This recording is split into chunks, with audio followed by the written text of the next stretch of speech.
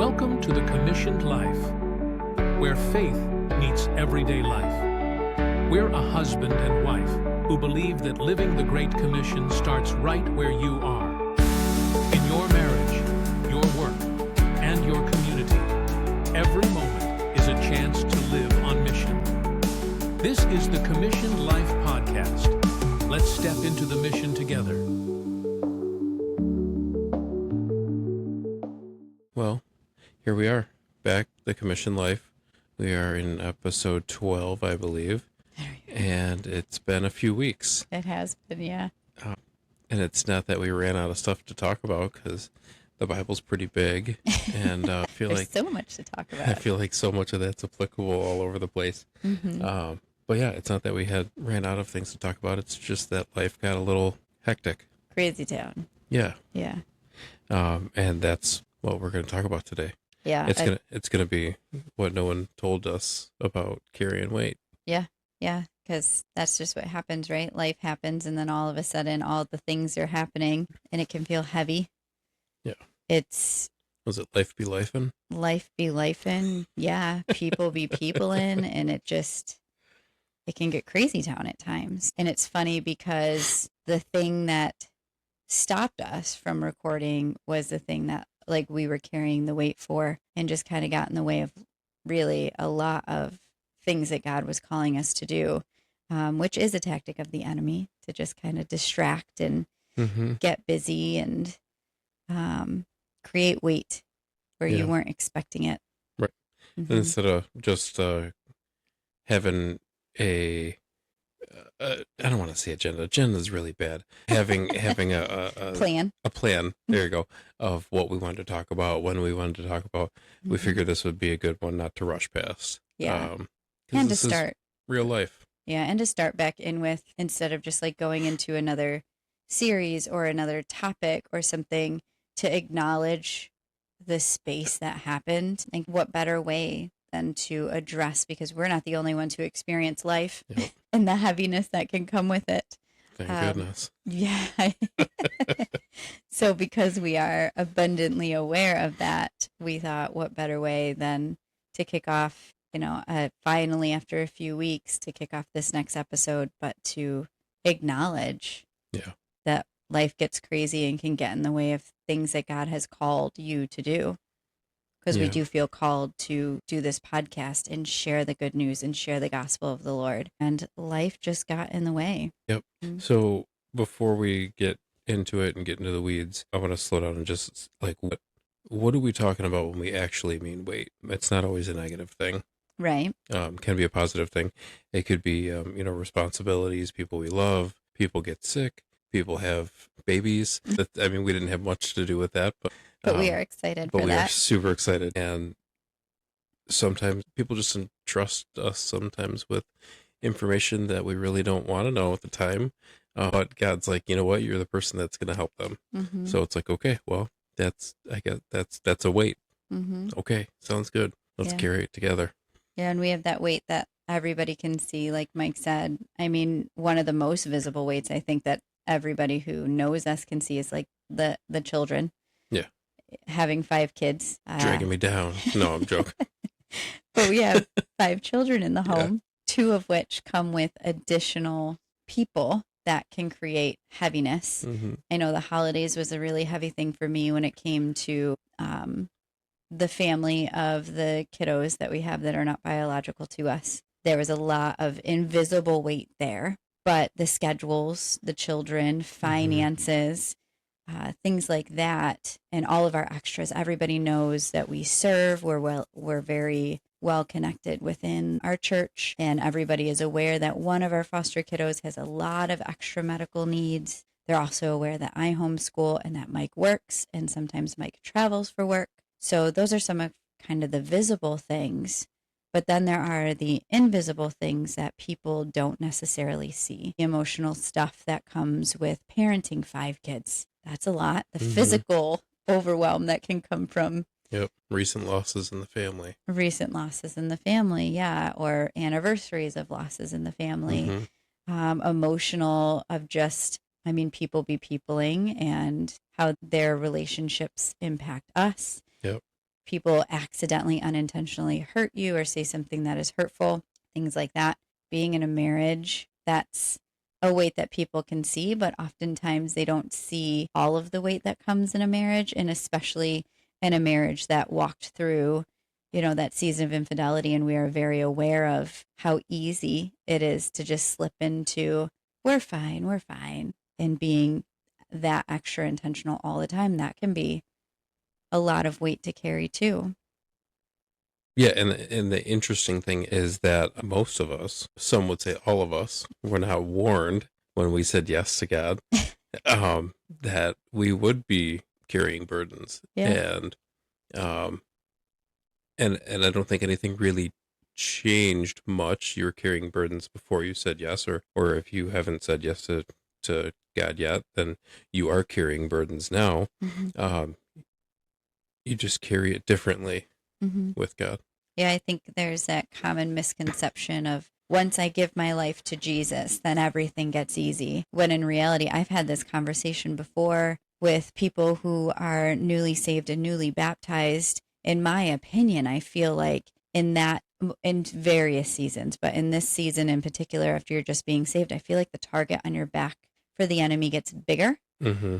because you're so close to the life that you're trying to turn your back on and turn away from, that it's easy for the enemy to be like, see, God's a fun sucker. This was super fun. And now you're not allowed to do that because God's a fun sucker. You can just go do that again. Or was it really that bad? Were you hurting anybody by partaking in whatever sinful behavior? Mm-hmm. You weren't really hurting anybody, were you? Like, it's fine. So I feel like that season, it creates a bigger target for you, for the enemy. So it's actually quite the opposite, that when you give your life to God, things don't get easier. In some ways, they get harder. Right. It's funny because it kind of reminds me of, you remember that commercial where the old guy had the fishing rod with the dollar on it? Ooh, And you he's got to be quicker than that. Yeah. It's like you can see everybody around you that's following God, and almost the social media-esque light where you only see the good things. Yeah. And it's like you almost got that dollar. And he just keeps jerking it up every once in a while. Oh, you got to be quicker than Yeah. that. But when we're obedient, we tend to think like, well, if we're being obedient, then things are good. Mm-hmm. Or if we're being obedient, then things will be good. Right. And it could bring that immediate gratification, but sometimes it does, and other times it actually brings more responsibility, Mm-hmm. which then leads to a longer road. Yeah. Well, and when we talk about like growth and how it can be, it's so good to step into that obedience and have that growth. And I think I've referenced it before, that message that I just will never get tired of thinking about, is that message from Beth where she talks about that spotlight. Mm-hmm. And how when we're saved, we have this little spotlight, and then we have growth, and then growth means more responsibility, which means more opportunities to step into obedience, and your spotlight gets bigger. Yep. And your spotlight gets bigger and bigger and bigger as you grow. It's just a continual thing. Yep. And like you said, that obedience adds to the pressure and can add to some of the intensity sometimes before it can bring clarity. And we have to take those steps of obedience without even sometimes knowing if there's going to be a step there, just trusting that God's going to put Mm-hmm. that, that flooring as you're stepping, and just taking that step of faith. Yeah. Saying yes, it doesn't end that journey. Mm-hmm. It's the continuation of the journey. It's Right. like, I think you just said it, actually. It is the starting point. Yeah, it's not the finish line. It's not the finish line. It's the starting point. Yeah, some people look at Yeah. being saved as like, I made it. Mm-hmm. I'm saved. But in reality, that is the Right. starting line. And if you step back and you're intentional about looking at it, you'll see that it is a long road. Mm-hmm. And sometimes that long road sucks. But Mm-hmm. overall, if you're looking at what's happening and you're realizing what's happening, you're being self-aware of what you're doing, it's actually deepening your relationship. Mm-hmm. Because now you're figuring out more. You're figuring out, well, I'm going through X, Y, or Z. Well, the Bible actually says that I should be leaning on God to help me with that. Mm-hmm. Well, that's not something I'm sure you've never done before. So now you've just learned a new skill. Yeah. Check me out. Using therapy references. Um, I do the therapy. Listen, I just played one on TV one Oh my time. That's gosh. about it. There's a whole story for that. But once that weight shows up, something else happens that nobody really talks about. And in a marriage, you can either do it together Mm-hmm. or you can do it alone. Mm-hmm. And that's something that the enemy will try to pop in your head Mm-hmm. very fast. Yeah. Very fast. Because he wants to separate something that God has Yep. joined together. Yep. And it's that idea of like, we have the same mission, right? We're on the same mission to raise the children. We're on the same mission to glorify God, to make kingdom impact, to bring more people home with us. But the emotional load can be very different. So in the parenting, same mission, right? We're both parenting these 5 children. The emotional load for me some days, the emotional load is different for both of us because we're wired differently, right? Yep. Men and women, the same. Tell me about it. But different. Not wrong, But just different. Not wrong, but different. Yeah. But also with me being home 24/7, I just think to Tuesday when I took twin B to go to the doctor's appointment and we spent all day at the Conventus building, and you took all 4 other kids because twin A had a doctor's appointment at the pediatrician. So you took all 4 of those children. Typically, doctor's appointments, I'm taking all 5 children and I'm managing those doctor's appointments. I am sitting with twin B at Conventus doing this testing that needed to get done. And I'm sitting there chatting with the tech that is doing it. And all of a sudden I get a text message from Michael. I can tell you the text verbatim. The verbatim text was, "I'm finna punch a child." That's not what you said. It actually said, "I don't know how you do this every day. Yeah. I'm going to punch 3 children," referring to our biological children, Yes. which he would never do. Let me clarify that. He never would. But it is a lot that. Sometimes why I oughta. Yeah. But it is a lot, that emotional toll that, like Mike was explaining to me, I'm just trying to listen to the doctor. Yeah. And Isaiah's growling and Amelia's doing whatever and Riley's complaining, and I'm just trying to listen to hear what the doctor has to say about the baby. Yep. I'm like, listen, Mom's gonna ask me questions. Mom's not asking any of you guys questions. Yeah. So I'm the one on the hook for this. Right, exactly. So you got to experience Chaos. a little bit, yes, chaos, 100%, but a little taste of what I walk through, because twin B has a lot of medical appointments. So I leave the house and go to medical appointments often with all 5 children.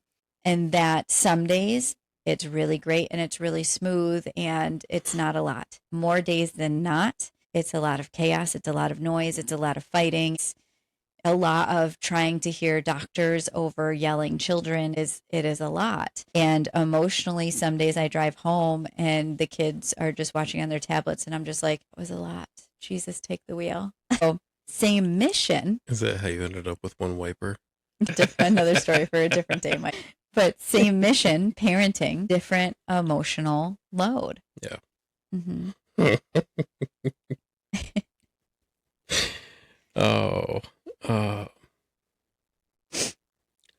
Yeah, and being in the same home, being married, you can love the same people, you can believe the same things, Be on the same mission. be on the same mission, live under the same roof, eat dinner together, and still feel extremely alone. Like nobody's here to help you, like nothing. But loneliness doesn't always mean absence. Sometimes it just means that it's unspoken.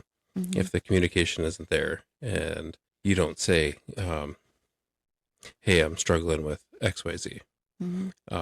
Or like you the other night, you said, hey, some stuff came up and I'm thinking about this again. Well, if you would have never said that, it would have just been festering. Right. You would have been all alone doing it. Instead, you just said it out loud. And I know I say it all the time. And we may have gotten it from like a marriage study or something. I don't remember. But unspoken expectations are unmet expectations. It's from marriage conference, the XO conference. Okay. Yeah. But it's the same at work. It's the same at home. It's the same with the kids. If you don't tell the kids you want them to clean up their room and they don't clean up the room, well, what were you really expecting? They don't even clean up the room when you ask them to clean up the room. Unless you give some good consequences. Yeah. But just because we have close proximity, it doesn't stop that potential for loneliness if you're Mhm. not being intentional or asking the questions. It's kind of how we got into that season Mhm. a couple of years ago where we were doing life and we were physically together, Yeah. but It's, on all other I aspects. mean, anybody watching the video now, you can see us in two separate chairs. Mhm. Essentially, this is what it was. Yeah. Two separate chairs, but we weren't facing each other. No. We were more facing Yeah. straight out, Mhm. and we would be on phones, or we would Right. do whatever, literally whatever. Mhm. Yeah. We just were kind of roommates at the time. Yeah. We were married, but we were just kind of roommates. Right. Yeah. And that was a heaviness.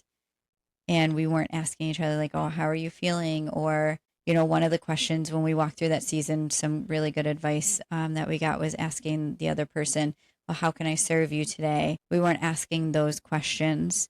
We're asking, like, hey, how is work? Is there something that you're struggling with there? Or how can I pray for you? Or Mhm. things like that.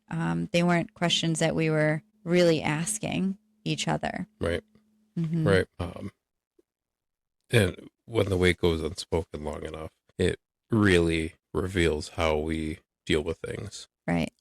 It can expose like pride Yeah. or control. I know Big for time. me, it exposed a lot of pride issue, and that I felt Mike is faithful. I don't have to be intentional about my marriage because he's never going to stray.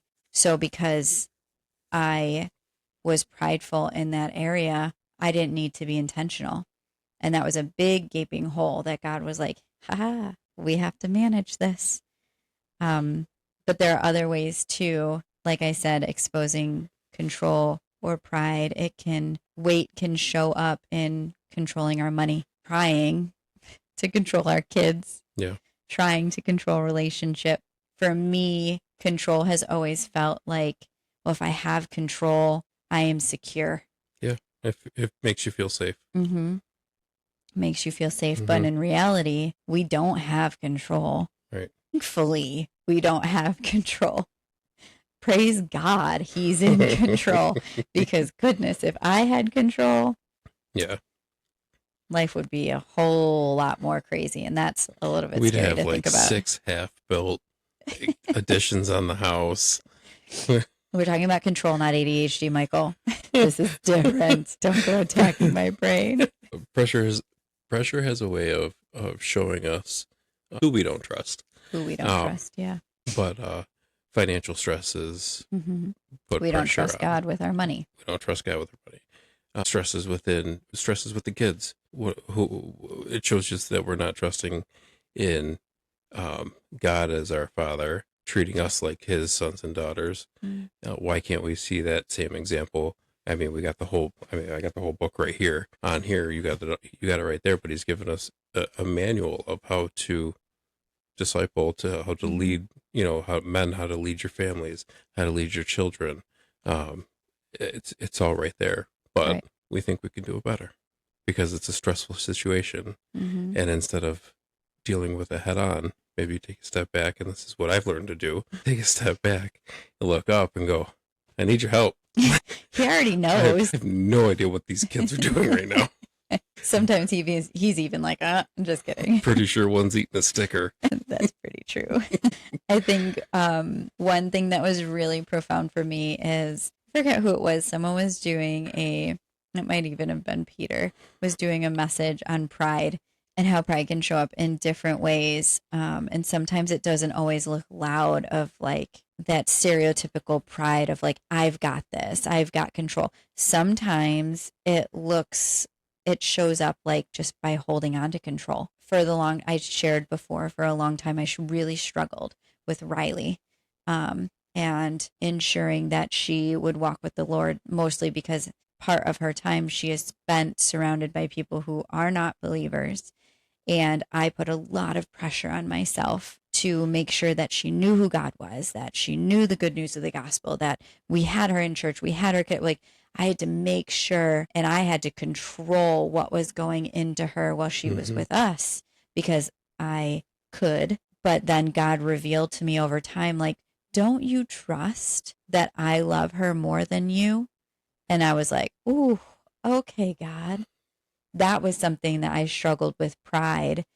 And pride can show up in that way of if you're holding on to it. I know how to manage my money better than you, God. So I'm going to control it. I'm not going to allow you to have control. I know how to manage my marriage better than you, God. So I'm going to hold on to it and I'm going to have control. It doesn't always look loud and in your face. Sometimes it can be subtle and look a little bit different than we expect. Yep. And if we're being honest, weight doesn't just test our trust. It shapes who we become. Yeah. Yeah. It can harden you or it can refine you. Right. Right.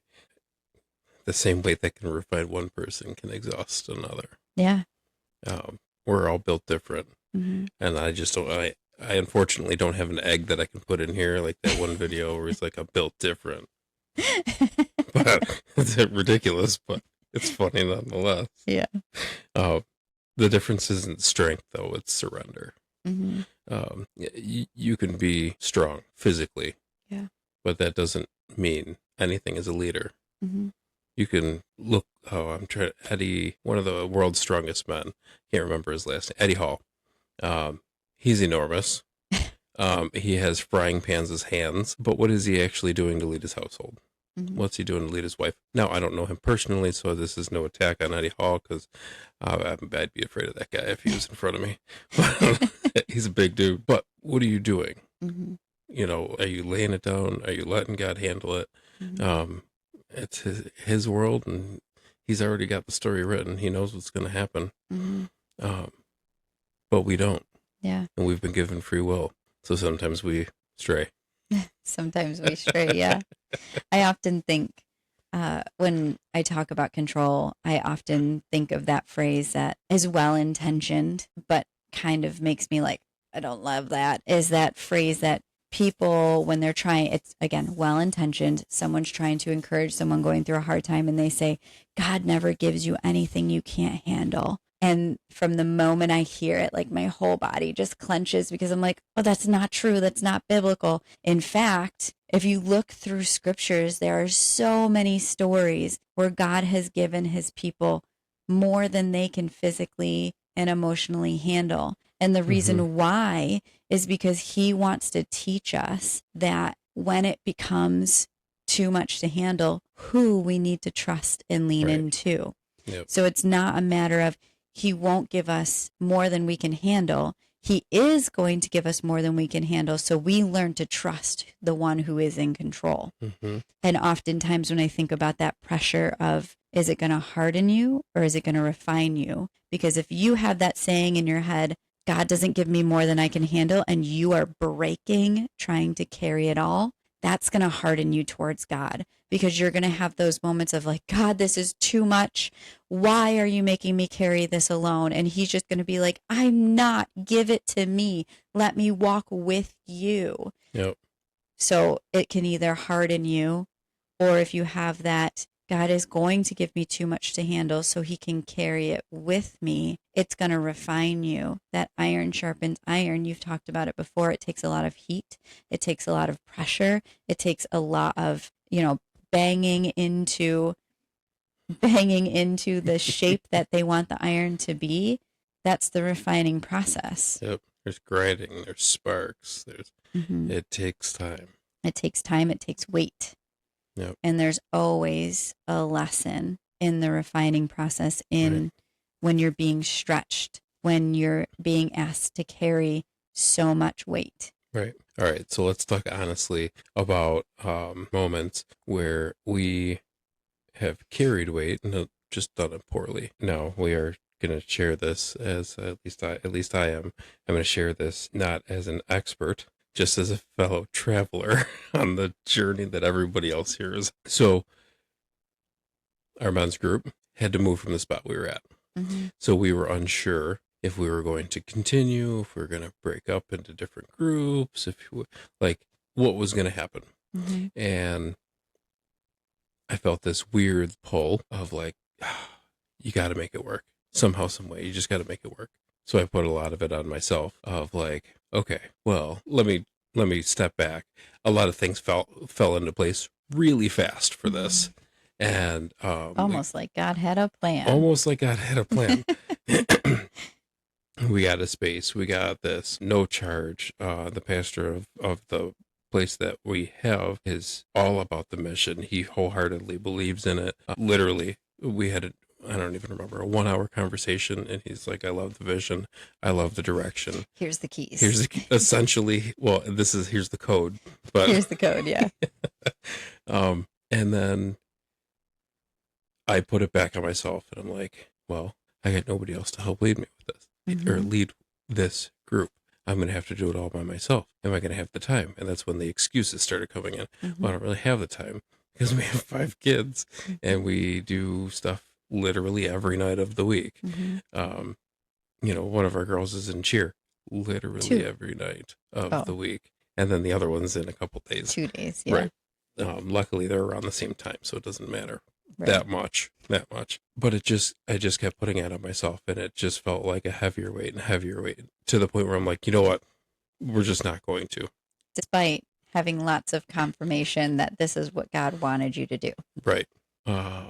Whenever the Christmas services were, I saw one of our friends. She's a pastor, and I gave her a hug, and she just kind of backed off and was like, "What's going on?" And I'm like, she also operates. Why you gotta do this to me every time? You already know. She operates in the prophetic. So she already knew something was going knew. on. Yeah, she already knew what was going on. Something was going on. Whether she knew exactly what was going on or not, I don't know. But me being me, I'm like, nothing. We're good. And she goes, take this as confirmation that you need to move forward. And I was like, all right. By the way, like, I think we just need to sit and have lunch. Yep. Because I have more questions for you now. And I was stressed, and I just kind of threw it to the wayside, even though everything was literally right there. Everything was literally strategically placed in its spot that God wanted it to be. And I just wanted to ignore it and just say, I'll just stay home. I just do my thing at home. I got kids I need to lead. I got a wife I need to lead. And no, well, here we are. We've been in there for a couple weeks now, and it's very small, and we haven't really said much to anybody yet. But we have a nice little group of guys getting started with this. But now all our listeners know. But you don't know where it's at, but it's called the Forge. And we have a sword. But it's funny because the very first week we actually I used the sword as a prop and something that I was saying, and it's very applicable here. In the medieval times, the knights would always have swords, right? And they used that sword to fight. But what happened when they put their sword down? They're surrendering. So I literally grabbed the sword. Now it's a broadsword. I gotta bring it on here. This is so good. Jesus, take the wheel. I took the broadsword and I grabbed it, and I said, we can fight, or we can lay it down and let Jesus do it for us. Let God take this and let him lead it, and we just do what he says. And it's just so much easier that way. Doesn't mean we're not going to have struggles, but it does mean that everything that comes from it will be good. I had a hard time saying okay to that. I usually have a hard time saying okay to things. In the opposite spectrum, I operate in the gift of faith. So it's very easy for me to be like, oh, okay, God, you said let's do it. And I am 0 to 60, which is where it's nice to have you. Sometimes 90. Sometimes 90. Sometimes 120. I don't know. It just depends on the day and how much gas I have in the car. Okay. Did I have coffee? Did I take my Adderall? Like, all of these things matter how fast we're going. But I'm so thankful for that gifting, which, although I have that gifting, does not mean that I don't struggle with control, because that's probably one of the things that I struggle with most. But I'm so thankful for that gifting, because when I know I have a word from God, I don't struggle with stepping off the edge. I don't struggle with, okay, God, you told me to do this. I don't know how we're doing it, but we're doing it. Specifically in our most recent yes, which we won't share details with just yet, when we will eventually. But that most recent yes, we talked about this for months. And for months I was like, Mike, it's an easy yes. Like, it's something that God has called us to. It's something that will be kingdom growth. And it's something that like God needs us to do. It's an easy yes for me. And Mike's like, but there's this and there's this and there's this. And I was like, there's logistics that yes, need to happen, and they are happening now, which is good. But I'm the planner, and you're the go-getter. Yeah. I'm the dreamer. And, you're the doer. And this is why, this is why it works. This is why it works. Because if we were both dreamers, we'd be out of a house. And, yes. Jordan and I talk about that often because Jordan and I are both dreamers and we have big, lofty dreams, and we need mics to reel us back in and be like, okay, this is a really great vision. Now this is how we're going to take the steps to do it. That's why here's a little plug for community. Here's why community is so great, because we do have multiple different circles. And in this particular circle, we have, it's the perfect circle God has orchestrated. We have our dreamers, our Meagans and Jordans, and then we have our doers, our Mike and the doers, and then everybody has their own strengths, and it's so great to watch everybody play off of each other. But that's just that one, and it's so funny because now I can see it in some of my other circles too, where it's just like, okay, yep, you're the dreamer here. Okay, we're gonna need to rein that person in just a little bit. And that is a heaviness that you carry, not only within that group, but like sometimes I would imagine anyway, and you can correct me if I'm wrong, and you can say that it's okay, that it's not heavy, but sometimes I would imagine my dreaming feels a little heavy. You can say, no, it's okay. Unrealistic. Which can feel heavy. Yeah. No, nothing I dream is heavy. You're supposed to say it's all easy. One time, I'm going to share this.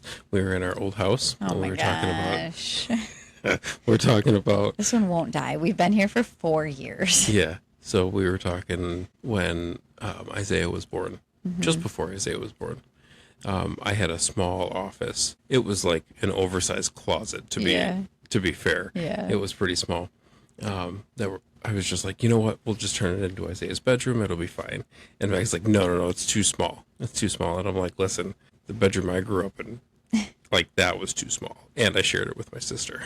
So I'm like, it'll be fine. It'll be fine. She's like, no. We should put an addition on the house. Yeah, it'll only take a long weekend. Exactly. She wanted to put a 10 by 14 addition on the house. Yeah. That would take me and my father-in-law a long weekend. Yeah, it would take us one long weekend. Yeah. To pour a foundation. Yep. Let it settle. Build walls. Framing on top of that. Side, drywall, roof, electric, plumbing, roof. It would have been fine. Yeah, one weekend. Just take Friday and Monday off of work. Literally don't sleep. Right. Where's my dreamers at? Because this is doable. Brutal. That was probably the most unrealistic thing that we've ever dealt with in our marriage. When you explained it to me, I was like, oh, wow. Yeah, I didn't think about electrical, plumbing. Like, I didn't think about those things. Building permits, actual plans. I didn't think about any of those. Yeah. So my dreaming felt heavy for you. Yeah. I'm like, this chick is nuts. I married a crazy. Yeah, she thinks I could do this in a long weekend. It's like, yeah, and like 12 long weekends. Like, maybe like if we work really fast. Yeah. I don't know how great it's going to be. Yeah. So that is when my stuff felt heavy for you. Yeah. I think for me, probably when I have mismanaged carrying burdens would be probably closer to like the beginning of our marriage. When things just like when the going got tough, I shut down. And that was another control thing for me. We were I'm even talking pre-saved, even like immediately thereafter saved. It lasted for a little while. So we started going back to church about... It was 2018. So a year after we got married. That's what I thought. Yeah. I was talking with somebody else about it this morning. A But yeah, so in the very beginning stages of our marriage, and it lasted for a few years, where my control was, well, it was like that military mentality of like, shut up and color. It gives you that control of like, Is that a Marine Corps joke? No, that's Oh, what they okay. said to us in basic training. Okay. Shut up and color. Like, don't ask questions, just do what you're told.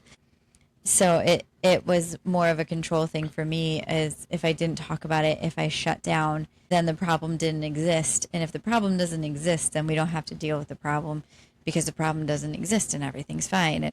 So that, It's like my childhood.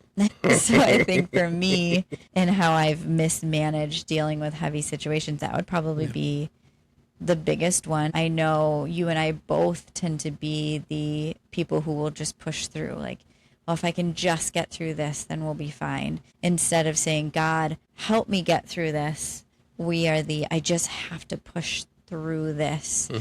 I have to push through this season, and then on the other side, it will be better. Yeah.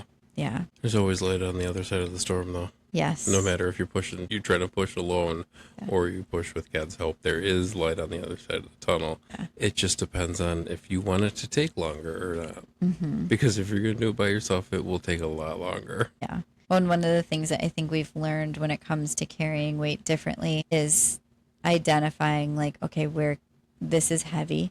We don't want to carry this alone. One of the things that I've always struggled with is asking for help. Mm-hmm. So like identifying, hey, this is really heavy. Let's bring our community into this. Right. We were pretty quick to do it in that season a few years ago. We were pretty quick to bring in a few select people who were in our community, but also like bringing people in and relieving that like level of shame of like, I can't do this on my own. I need help. God wants us to ask for help. One, that's why he comes alongside us. Two, that's why he gave us our community. And then allowing things to just go through the process, even if it's slower than we might want it to be. Yep. Yeah, God doesn't ask us to be strong enough. He asks us to be honest enough. Because if we're honest enough, then we will ask for help. Mm-hmm. And surrender. He wants us to surrender to him and trust him enough. Right. Allowing us to slow down without feeling guilty. Allowing us to choose unity over efficiency. Mm-hmm. Instead of the get out of my way, I got this mentality. Like utilizing your community, you're utilizing other people's strengths, you're blessing them with allowing them to feel useful and helpful in whatever way, shape, or form they can. But at that point, you're allowing God to redistribute that weight, that load that you're carrying, and allow other people to come in and help carry that load as well. Yeah. And I think it's important to, when like you're walking through all of this, like going back to the basics, going back to the word and like what God has given us. Like one of the things I really like to lean into is in Matthew 11, verses 28 through 30. It's in red letters. So Jesus is saying this he is speaking this. It says, "Come to me, all you who are weary and burdened, and I will give you rest. Take my yoke upon you and learn from me, for I am gentle and humble in heart, and you will find rest for your souls. For my yoke is easy and my burden is light." And I just feel like that scripture just speaks to God's character and how he doesn't want us to carry this heaviness alone. And it's easy for us to feel like we're alone or God's too busy to help us deal with these things. But in red letters here, it says, "Come to me, all you who are wearied and burdened, and he will give us rest." Yep. Come to me. He doesn't say figure it out. Mm-hmm. He doesn't say you're on your own, buddy. Exactly. Thankfully, we don't have to figure it out. Mm-hmm. He's just like, come on over here. Like, come on, let me show you. Yeah, he says, "Take my yoke upon you." And when they say yoke, what it was talking about is in that time, they would tie two oxen together, and that was the yoke. Mm-hmm. And they would pull whatever it was behind them together. So if you, instead of having one oxen pull the cart behind them while they were doing the farming, they had two, because it made the burden easier. They worked together. In the same way, Jesus uses this illustration here. He wants us to take my yoke upon you, walk with me, and learn from me. Yep. Yeah. And that brings us to Galatians 6, verse 2. And that's carry one another's burdens. In this way you will fulfill the law of Christ. It says it right here. It's all here. Mm-hmm. You got another one. Yeah. And it kind of like leans into that idea of Matthew. It's Psalm 55:22. Cast your cares onto the Lord and he will sustain you. He will never let the righteous be shaken. And I just love that verse because I feel like it speaks so much to that saying that we talked about earlier. And God will never give you more than you can handle. It says, cast your cares onto the Lord. Yep. He will sustain you. Yep. He's going to sustain you through the hard times. He's going to sustain you through the trials. He's going to sustain you through the heavy. Right. And he invites us to share that weight with him. He wants us to use our community to share that he's given you that community to carry that burden, to carry that weight alongside you. He will use people in that same way. Yep. A lot of times you pray for strength.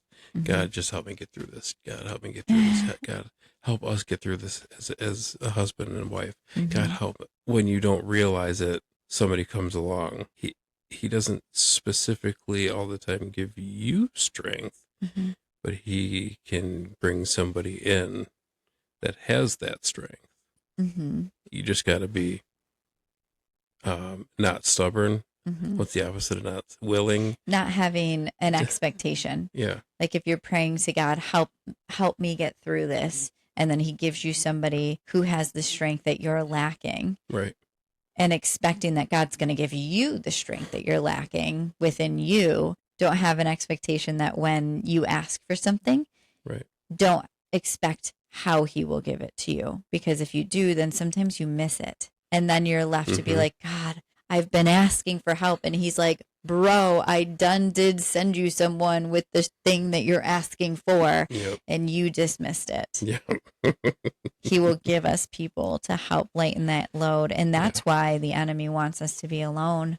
Right. It creates isolation and then it creates frustration. If we have that expectation of like, I'm praying for patience with the children. And God gives you a friend who's like, hey, I'm going to come over and sit with the kids while you run to the store. Well, no, that's okay. You don't need to do that. And then God's like, I just tried to bless you with a kid-free trip to the supermarket. Right. And you turned it down.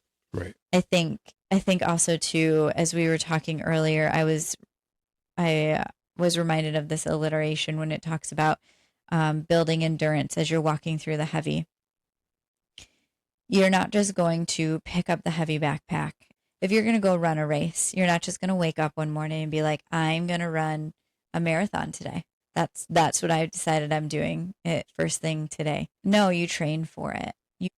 You run at the gym, you lift the weights, you train your muscles, you build your muscles throughout the heavy. Yep. And in the heavy, there is so much growth that can happen that God is training your muscles and building your endurance to do.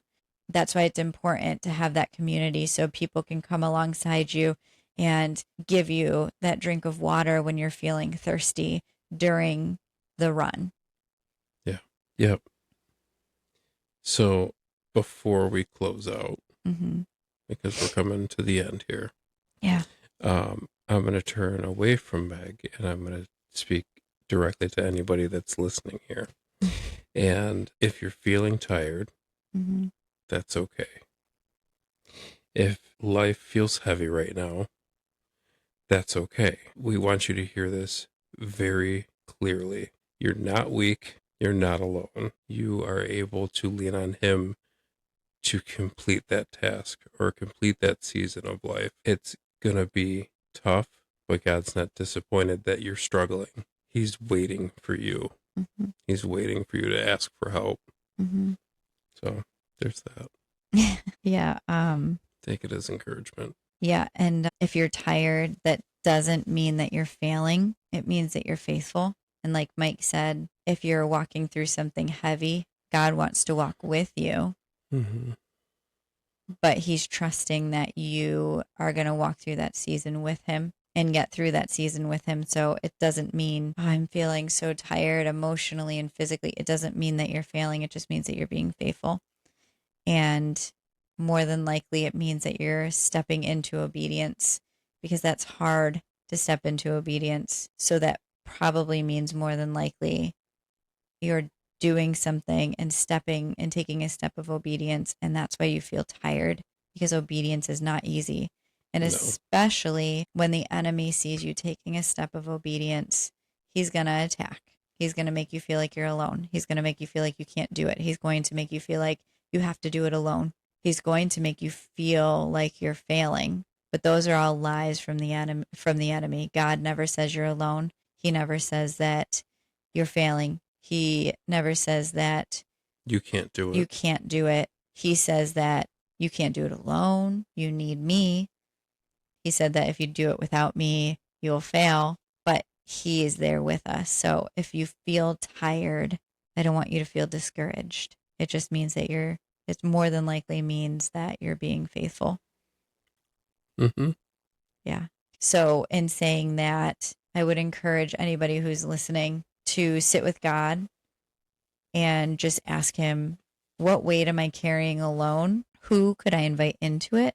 And is there something that I need to loosen my grip on? Is there something that you want me to let go of control and give to you? Is there something that I need to invite you in on? Is there something that I'm trying to do alone and I didn't even realize I was trying to do alone that I need to invite you in on?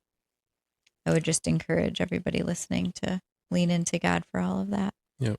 Lean into your circles too. Yeah.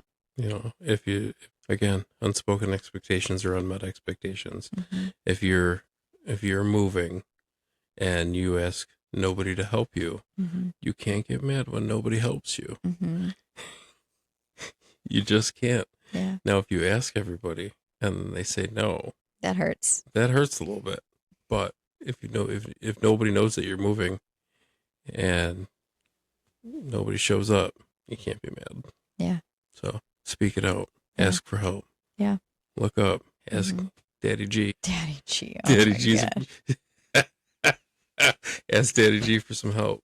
Yeah. I know this episode was a little bit different than our taste, but it just felt so appropriate. It just kind of felt natural to kind of address that gap in our episodes, especially because people deal with heavy things. Right.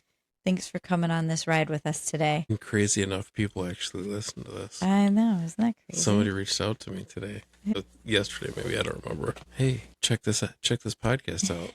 we know a guy who's in it. I'm like, what are you guys talking about? Yeah, that's us. And I was like, other people listen to it, huh? And they're like, oh, you never said anything. I'm like, well, I just kind of want people to find it organically. Yeah. If it comes across and it came across as helpful, then cool. Mhm. I don't need to boast, tell you Yeah. about it and be like, hey, I got a podcast, check it out.